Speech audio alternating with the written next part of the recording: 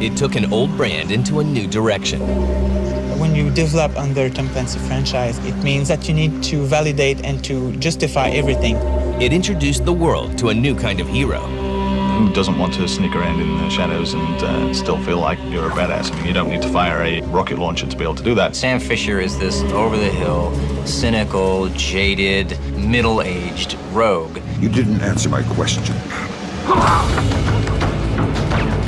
And made one of the most revolutionary advances ever seen in a multiplayer game. The multiplayer game is really what made Pandora Tomorrow. It was just a whole new, different kind of multiplayer experience. They can work together so that one of them could push another one on the enemies to knock them out. This is the history of Tom Clancy's Splinter Cell.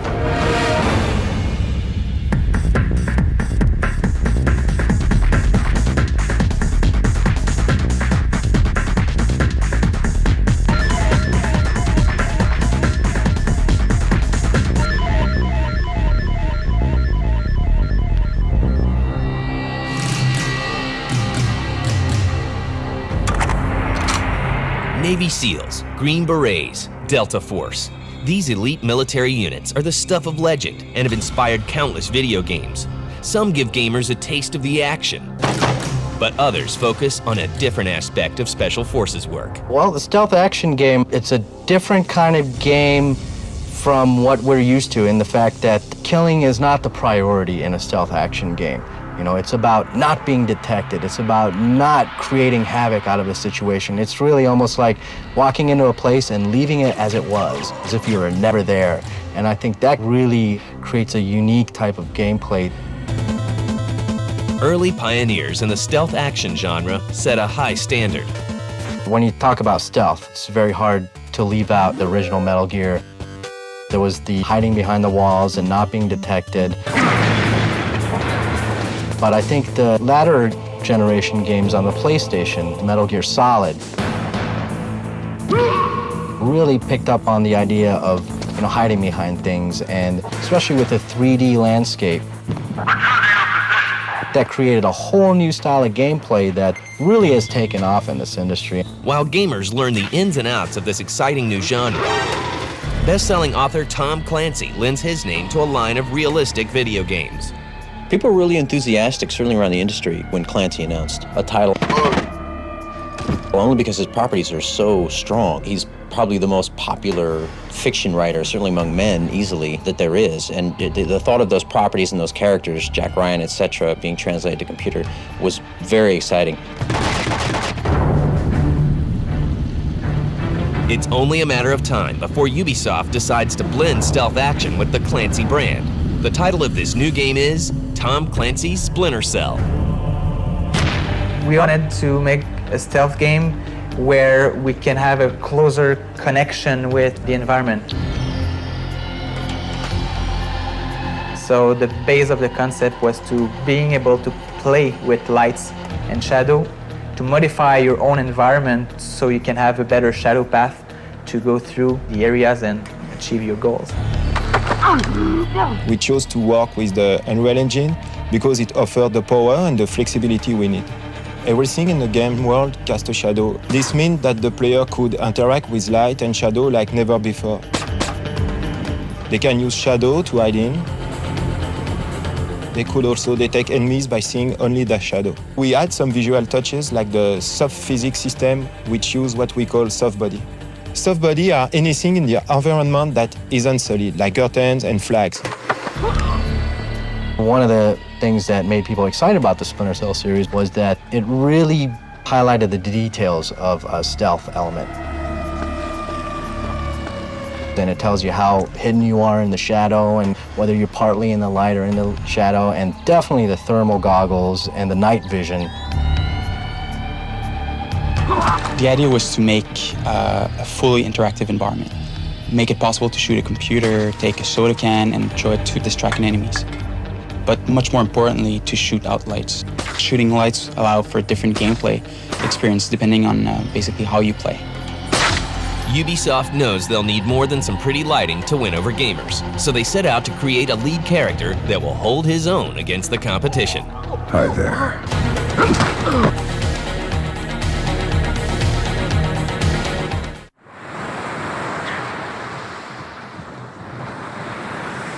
Tom Clancy's Splinter Cell is set to take stealth gaming to the next level.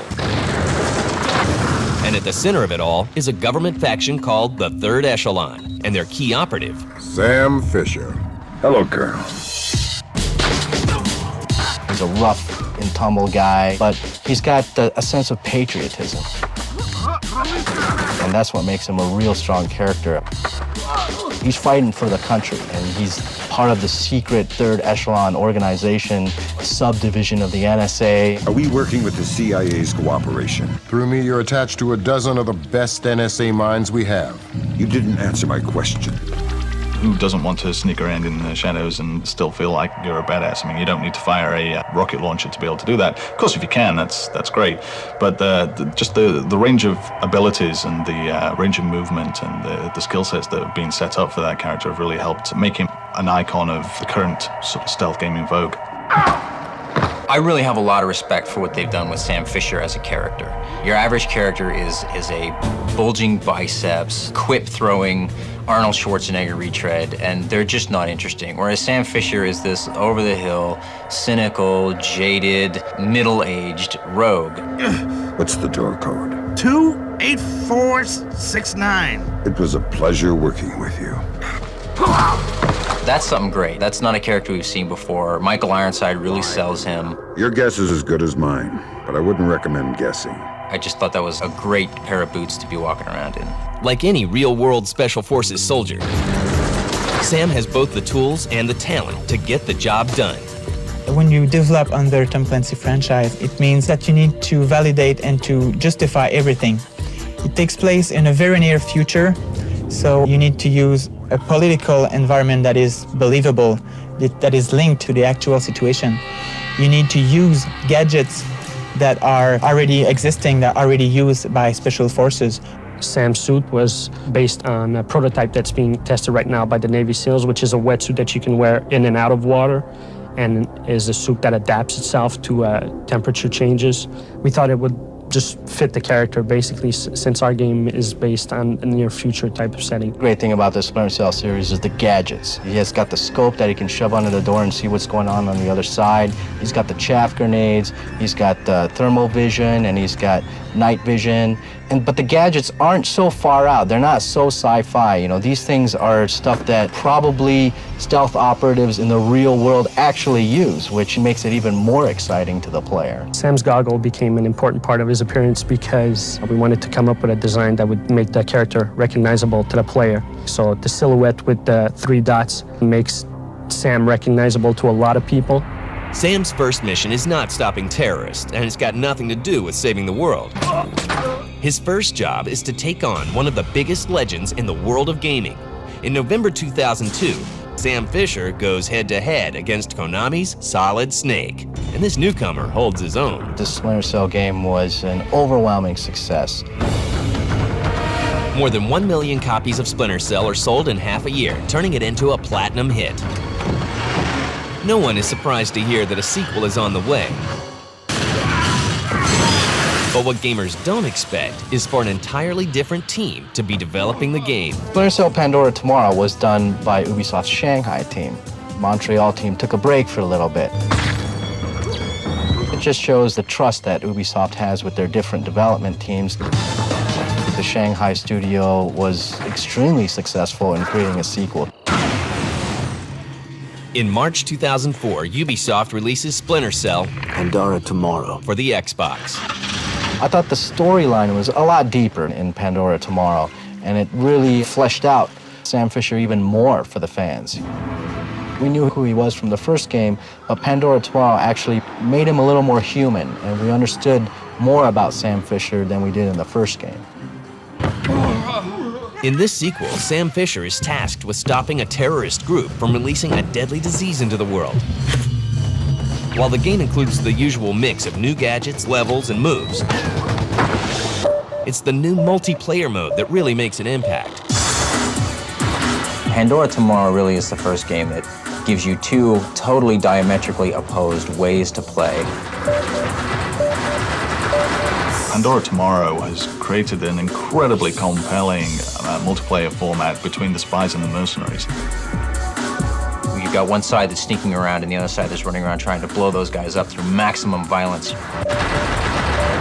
You really got two entirely different games going on, but they merge seamlessly, and it's just an absolute dynamite multiplayer mode. Pandora Tomorrow is every bit as successful as the first Splinter Cell title, selling 1.7 million copies in a year. But the original developers of Splinter Cell haven't just been sitting around counting their money. They've been hard at work on a third game, and when it's revealed to the world, everyone is amazed.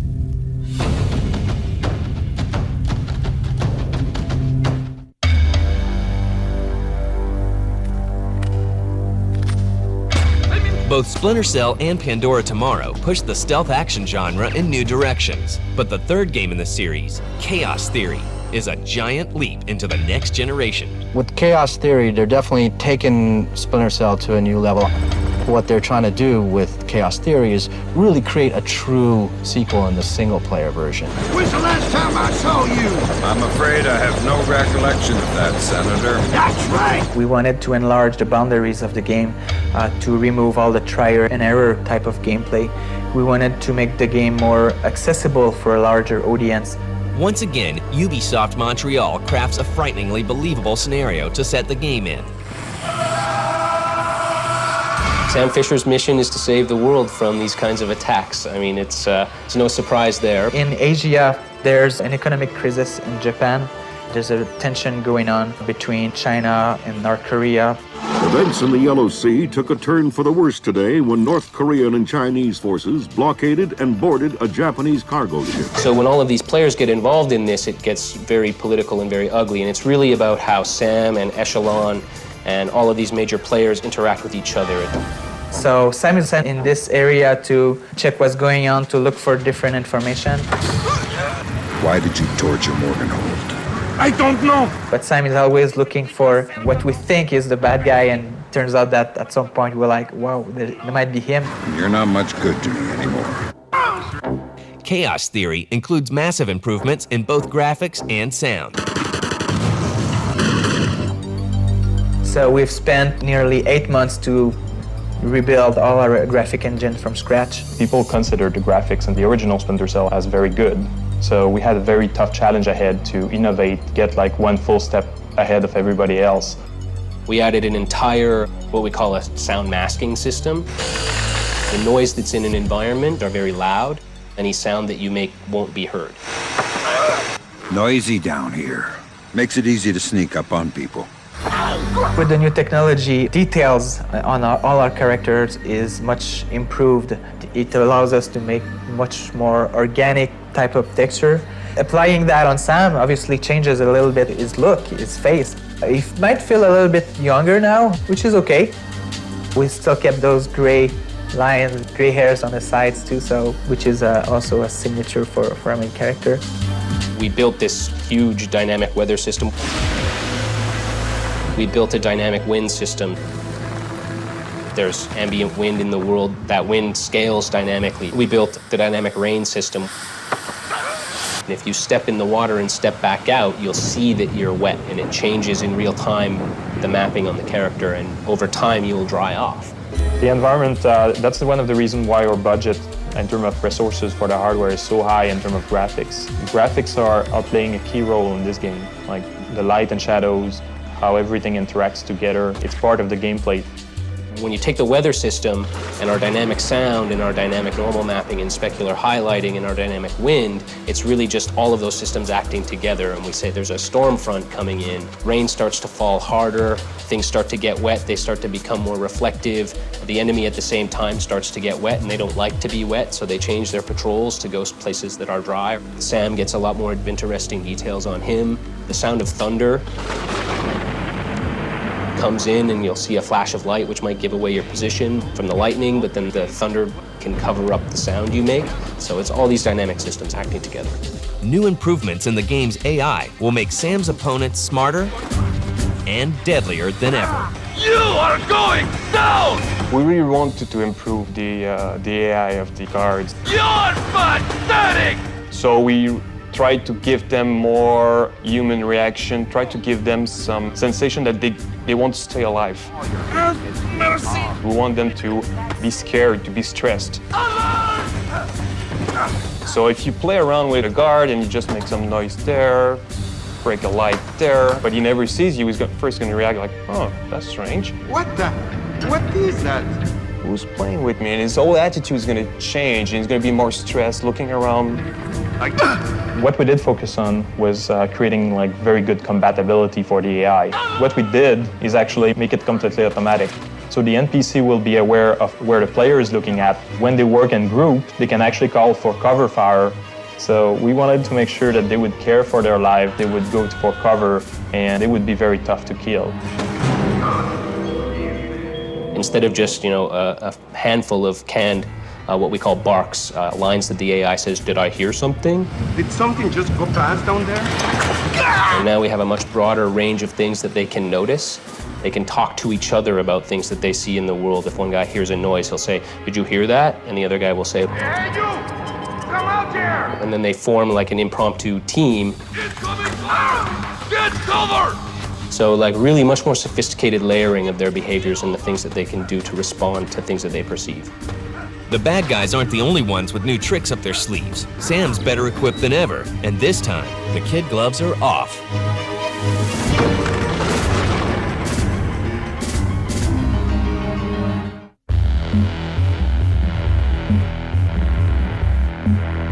As Splinter Cell Chaos Theory takes shape, it becomes clear that this isn't just another sequel.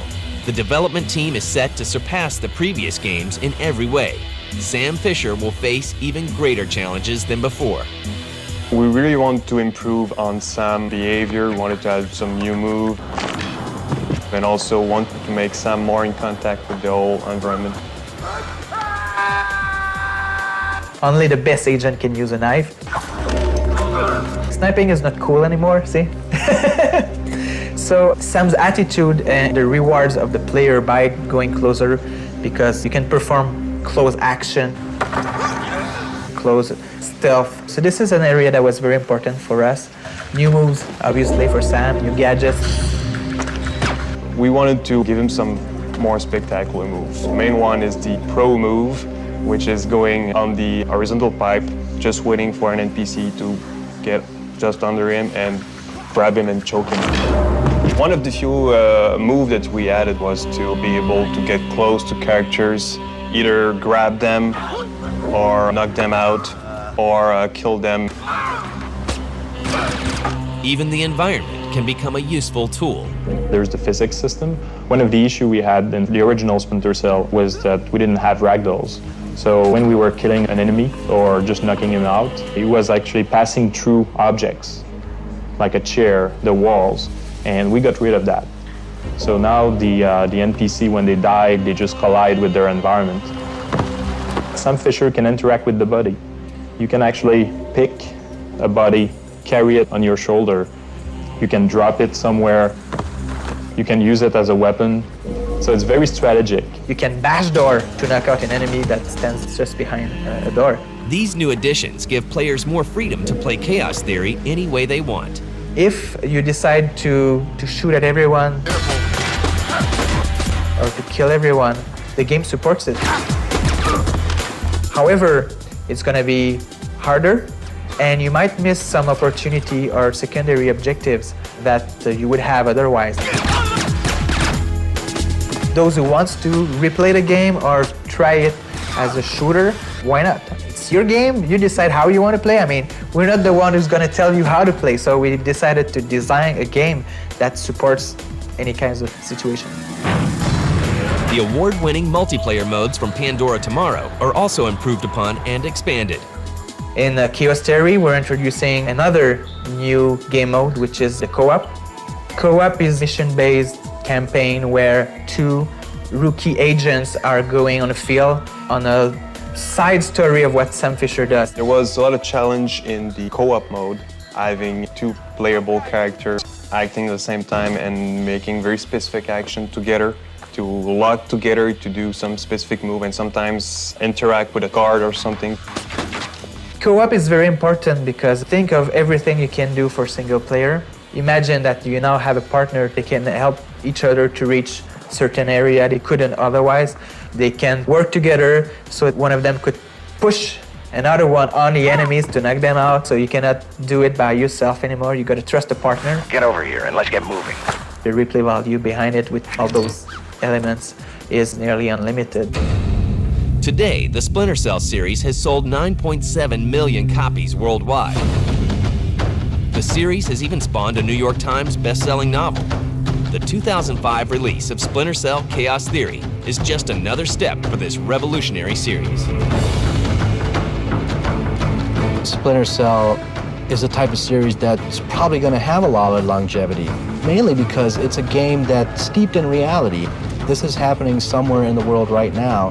For that fact alone, I think they can always update the Splinter Cell series. It's a great franchise to really keep it rolling with the times.